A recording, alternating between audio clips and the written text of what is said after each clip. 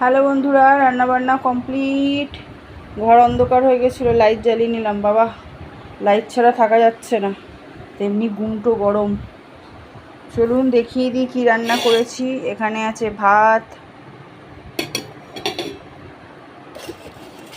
এখানে আছে লাউ চিংড়ি, একটু ধনেপাতা ছিটিয়ে দিলে খুবই টেস্টি হতো। ওই জিরে আর টমেটো, লঙ্কা, তেজপাতা ফোড়ন দিয়ে করেছি, কাঁচা লঙ্কা দিয়ে। ভাত কম খাও, ভাত কম খাও, তরকারি বেশি খাও, তাই তো বন্ধুরা? এই হলো লাউ চিংড়ি, আহা। আর এটা হলো প্যাকাল মাছের ঝাল, একদম মাখা মাখা করে করেছি।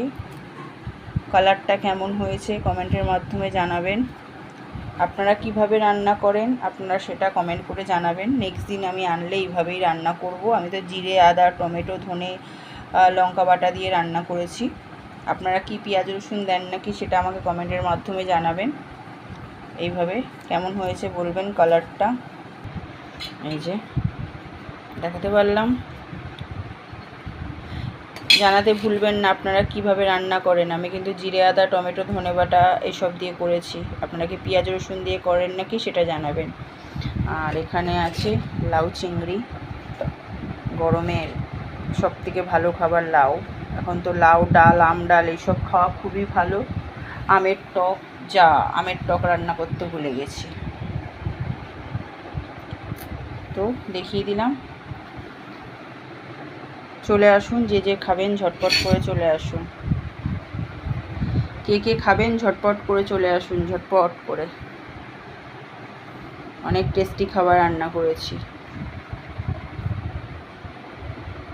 দেখিয়ে দিতে পারলাম। প্যাকাল মাছের ঝাল সঙ্গে লাউ চিংড়ি। প্যাকাল বলে না পাকাল বলে, পাকাল মাছের ঝাল সঙ্গে লাউ চিংড়ি। এটা কি মাছ বলে, প্যাকাল না পাকাল, সেটা আমায় কমেন্টের মাধ্যমে জানাবেন।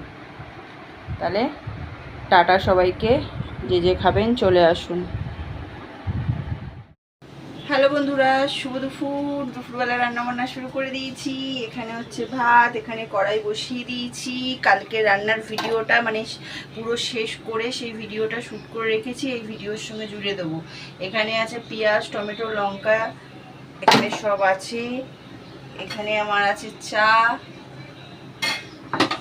এখানে আলু কেটে নিয়েছি। বাবারে গায়ে জল পড়ে যেত। এখানে আলু কেটে নিয়েছি,